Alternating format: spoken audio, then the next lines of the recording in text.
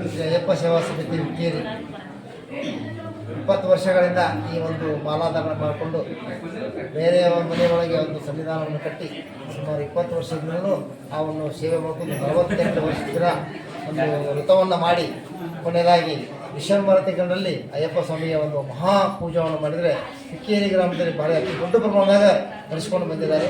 ಈ ಹುಕ್ಕೇರಿಯ ಗುರುಸ್ವಾಮಿಗಳಾದಂಥ ಚಿದಾನಂದ್ ಮತ್ತು ಸುನೀಲ್ ಸ್ವಾಮಿ, ಸುಧಾಕರ್ ಶೆಟ್ಟಿ ಅವರು, ಗಂಗಾಧರ ಸ್ವಾಮಿ ಅವರು ಕೂಡಿಕೊಂಡು ಒಂದು ಮಹಾಪೂಜೆಯನ್ನು ಅದ್ಭುತವಾಗಿ ಈ ಉತ್ತರ ಕರ್ನಾಟಕದಲ್ಲಿ ನಾನು ನೋಡಿದ ಮಟ್ಟಿಗೆ ಭಾಳ ತುಂಬ ಶ್ರೇಷ್ಠವಾದಂಥ ಒಂದು ಪೂಜೆ ನಡೆಸ್ಕೊಂಡಿದ್ದಾರೆ.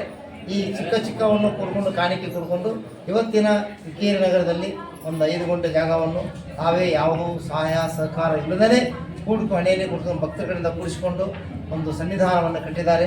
ಇನ್ನು ಮುಂದಾದರೂ ಸರ್ಕಾರದಿಂದ ಯಾವುದರ ಸವಲತ್ತನ್ನು ಕೊಟ್ಟು ಈ ಹುಕ್ಕೇರಿ ಗ್ರಾಮದಲ್ಲಿ ಅಯ್ಯಪ್ಪನ ದೊಡ್ಡ ಸನ್ನಿಧಾನ ಆಗಲಿ ಅಂತ ನನ್ನ ಆಸೆ ಆಕಾಂಕ್ಷೆ ಆ ಅಯ್ಯಪ್ಪನ ಸಂಕಲ್ಪ ಮಾಡಿಕೊಂಡು ಇವತ್ತಿನ ಬೆಳಗಿನ ಜಾವದಲ್ಲಿ ಬ್ರಹ್ಮಿ ನಕ್ಷತ್ರದಲ್ಲಿ ಹೋಮ ಗ್ರಹಶಾಂತಿ ಹೋಮವನ್ನು ಮಾಡಿದ್ದಾರೆ.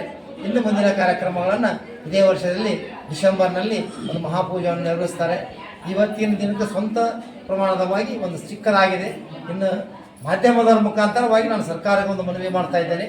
ಪ್ರತಿಯೊಂದು ಹಳ್ಳಿಗಳಿಗೂ ಕೂಡ ಇವತ್ತಿನ ಅಯ್ಯಪ್ಪನ ಒಂದು ದೇವಸ್ಥಾನವನ್ನು ಮಾಡಲಿಕ್ಕೆ ಬಂದಿದ್ದಾರೆ. ಯಾಕಂದರೆ ಜಾತಿ ಭೇದ ಕುಲವಿಲ್ಲದೆ ಯಾವುದೇ ಜಗತ್ತಿನಲ್ಲಿ ದೇವರದ ಅಂದರೆ ನಮ್ಮ ಅಯ್ಯಪ್ಪ ಸ್ವಾಮಿ.